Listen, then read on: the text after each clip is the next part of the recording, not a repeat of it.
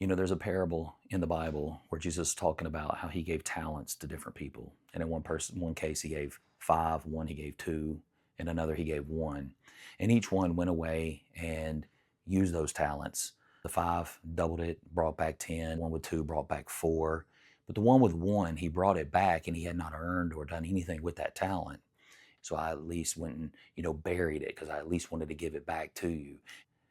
The thing about that it spoke to me when the Lord kind of pointed out is that I had been burying my talent. I had been that third person that had been bearing the talent, not doing anything with the gifts that God had given me, and understanding not to compare ourselves with the guy who has five, not to compare ourselves with the guy that has two, understanding whatever God has placed in your life is unique and individually may be different from someone else, but nonetheless, it is a gift that God has put in your life.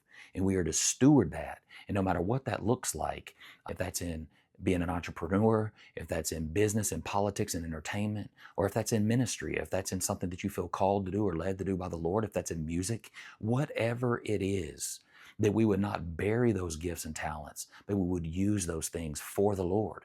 Ultimately, when I get there to that place, I want to hear what he told the guy who had five and the guy who had two that doubled those.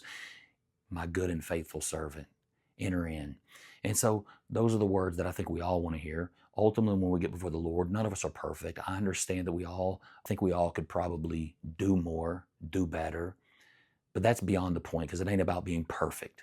It's about simply being obedient, living with passion, with love, with desire, understanding that God put us here on this earth, and as long as we have breath, it's for a purpose, it's for a reason. And it's not just so I can get to heaven and he say, oh, great, you were a successful business person, you made a lot of money, you did a lot of things and saw a lot of places.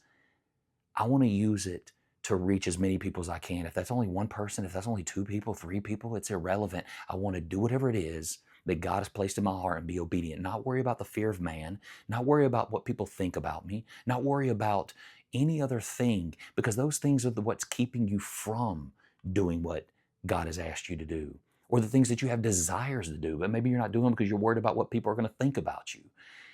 We don't have time for that. Our lives are but a vapor. We're here one minute, we're gone the next. I mean, if I'm lucky, I live to be 90 years old, but I'm already over halfway there. So what am I going to do with the time that I have on this earth? I want to use it to better help people, encourage people, bless people, and tell people about the good news.